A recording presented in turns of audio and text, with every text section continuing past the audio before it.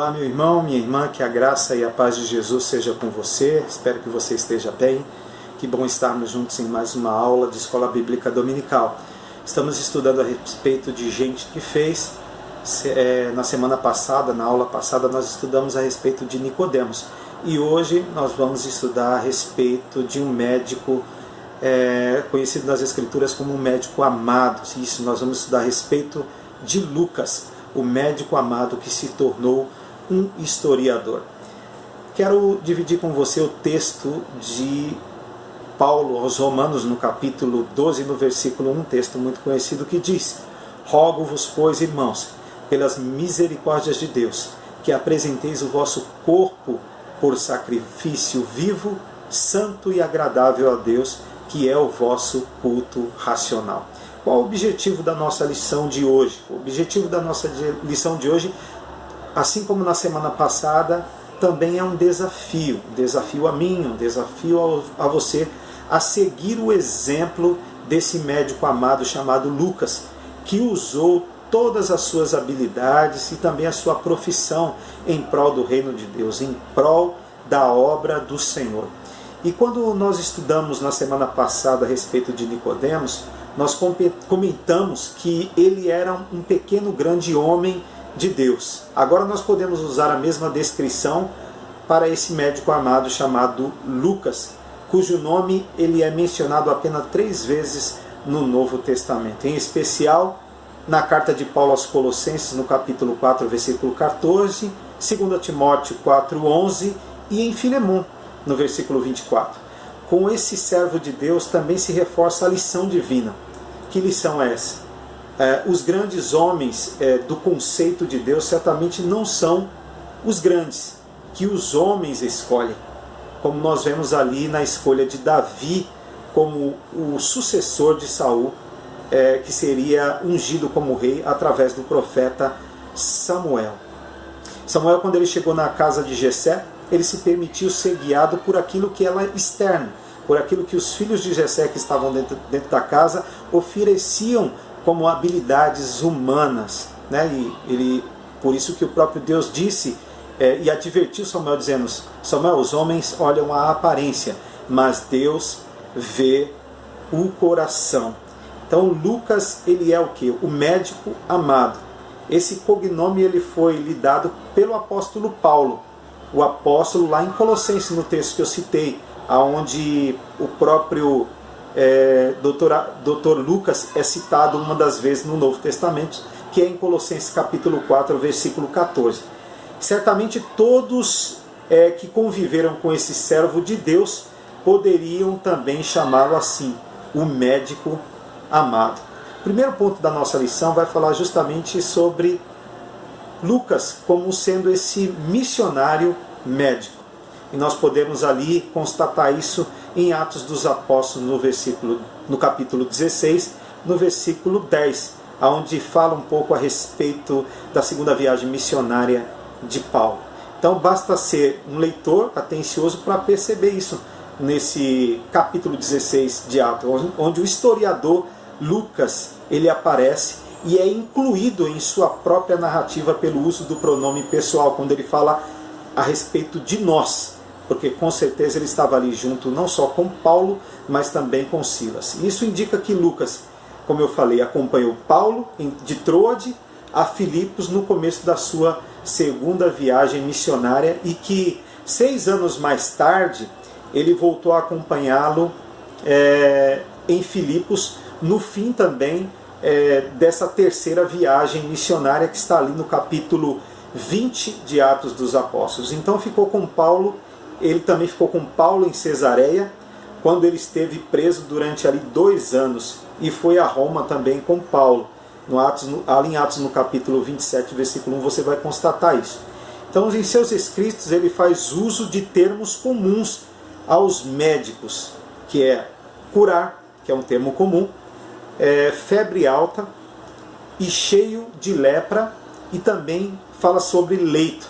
Então nós vamos aqui aproveitar para refletir sobre a noção de equipe na obra missionária. Nós sabemos disso e percebemos muitas vezes que o pastor, muitas vezes, ele é um missionário ele acaba se tornando muitas vezes um missionário solitário, né? Para alguns, esse ministério solitário é conveniente. Não é o meu caso, logicamente. Nunca penso assim. Eu penso sempre em equipe, em ter uma equipe estruturada para que a obra desenvolva com naturalidade, onde todo mundo possa desenvolver e crescer ao mesmo tempo. Então, para alguns, isso é conveniente. Fazer tudo sozinho com a finalidade de se fazer necessário, mas com grande prejuízo para uma obra que vai além dele, porque a obra é de Deus. Quando nós olhamos para Paulo aqui, Paulo, ao contrário, ele sentia a necessidade de outros companheiros, formando ali uma equipe forte, coesa, para desenvolver o trabalho e a obra missionária, a obra de Deus. Então, além disso, nota-se que a ação missionária inclui também o quê? A ação social. Em alguns países, o visto de entrada do governo para o estrangeiro só é fornecido ao projeto missionário, que inclui desenvolvimento de projetos sociais. Precisa ter médico, precisa ter educadores, até engenheiros e etc. Então, quão grande foi, ao olharmos para a vida de Lucas, foi a colaboração e a contribuição de Lucas com o Evangelho do nosso Senhor Jesus Cristo, né? Lucas, ele é então chamado de cooperador, um dos cooperadores na equipe missionária do apóstolo Paulo. Segundo ponto da lição, já vai falar sobre esse médico amado como sendo um historiador eclesiástico. Então, o trabalho de Lucas como médico, ele produzia efeitos imediatos, mas também efeitos temporários. Olhando como pregador do Evangelho, ele também ele produzia mudanças de vida. Sua obra como escritor, como historiador, ele atravessou toda a história do início do cristianismo, chegando até nós hoje. Lucas, ele não era um simples espectador que admirava a doutrina cristã, né? Mas ele se envolvia com a mesma. Mas ele era um pregador ativo e também missionário. Ele foi o primeiro grande historiador eclesiástico e apologista literário do cristianismo. Então, de acordo com a tradição da igreja, e existem essas comprovações documentais, Lucas foi o autor do livro de Atos, o qual é a sequência do Evangelho, que também traz o seu nome, que é o Evangelho de Lucas. Então, os dois livros começam com uma dedicatória, logo ali no seu início, a uma pessoa chamada Teófilo. Então, talvez aí Teófilo tenha sido um novo convertido e Lucas quisesse explicar a ele as origens, as bases do Evangelho, do cristianismo, né? Então, Lucas, ele afirma a Teófilo que está baseado a sua obra nos relatórios recebidos de pessoas que eram testemunhas oculares e ministros da palavra.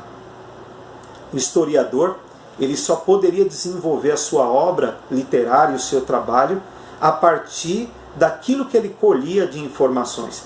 Por isso que foi necessário esse envolvimento com testemunhas oculares e com ministros da palavra, para que ele pudesse compor não só o Evangelho de Lucas, como Atos dos Apóstolos. Na verdade, ele tinha um envolvimento maior com Silas, com o próprio Paulo, e pôde escrever Atos dos Apóstolos. Então, essas pessoas, elas haviam contado a Lucas tudo o que sabiam a respeito de Jesus, sobre o nascimento, sobre a vida, sobre morte, sobre a ressurreição, sobre os ensinos e também sobre os milagres de Cristo.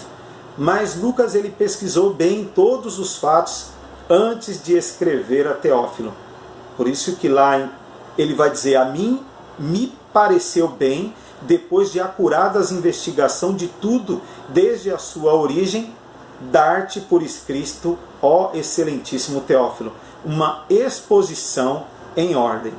Você pode ver isso em Lucas capítulo 1, no versículo 3. Então Lucas, ele relata mais sobre o nascimento de João Batista e o nascimento do Senhor que os outros evangelistas.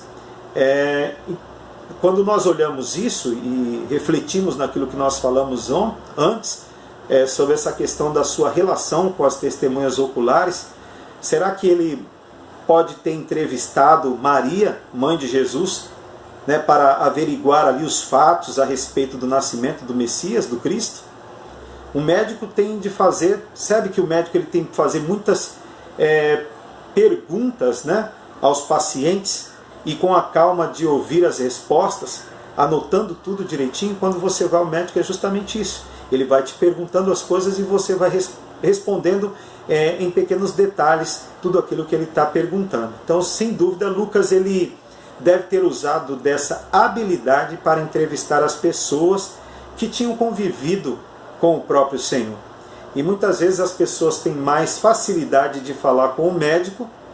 Quem sabe Maria tenha explicado a Lucas os fatos a respeito do seu filho. Nós vemos ali em Lucas, no capítulo 2, versículo 51, as seguintes afirmações: aquelas coisas que ela havia guardado no seu coração durante muitos anos. Então, provavelmente, Lucas tivesse colhido muitas informações a respeito de Jesus Cristo junto a Maria. Então, quanto ao material do livro de Atos, Lucas se valeu de suas próprias memórias quando possível, porque ele estava envolvido ali com a equipe missionária do apóstolo Paulo. Então a coisa que ele teve mais tempo foi justamente para conversar com Paulo e também com Silas, né, e também com os crentes de Jerusalém e Antioquia, nas viagens que eles fizeram. Como disse, tempo era o que realmente não faltava para que eles pudessem ter esse diálogo, como disse, com o apóstolo Paulo, com Silas e também com Timóteo, que acompanhou Paulo e Silas ali naquela segunda viagem missionária. Então as descobertas arqueológicas têm confirmado a exatidão histórica de Lucas de maneira surpreendente. Por exemplo, sabe-se atualmente que o uso de Lucas, ele fez dos títulos de vários escalões de oficiais locais e governamentais de províncias, procuradores, cônsules, pretores, politarcas, asiarcas e outros mostram-se acuradamente corretos. Dentro desse ponto da revista vai falar que são pontos correspondentes, né, a ocasiões e a lugares acerca dos quais Lucas estava escrevendo. O terceiro ponto da nossa lição vai falar de uma habilidade dada pelo próprio Espírito Santo de Deus a Lucas, é que Lucas se tornou um enólogo cristão.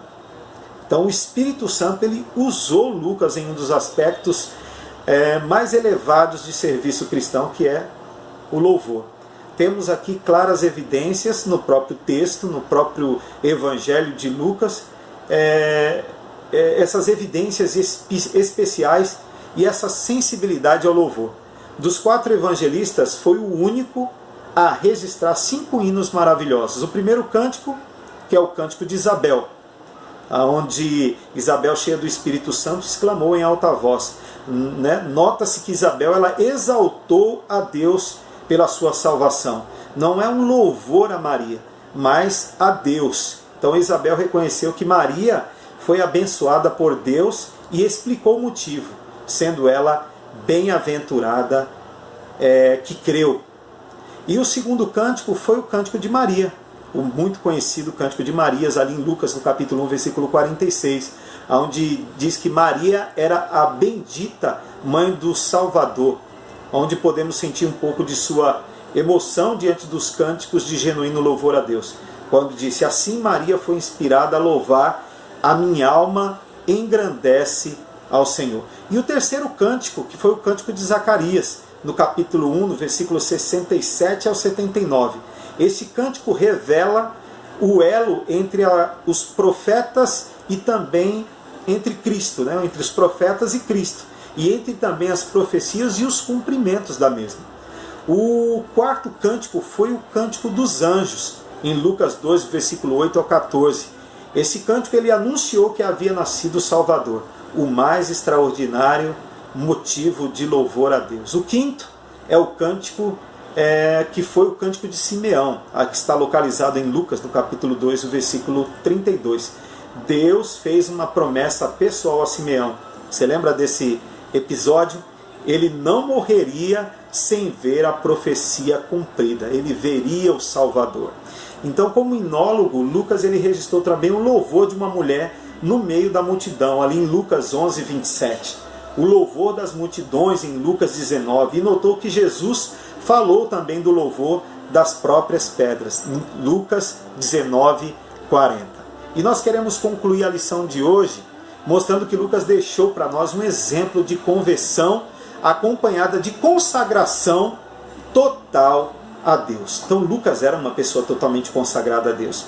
Sua vida, ela foi uma vida útil em todos os aspectos e em todos os sentidos. Como médico, como missionário, como historiador, e teve também um alcance duradouro.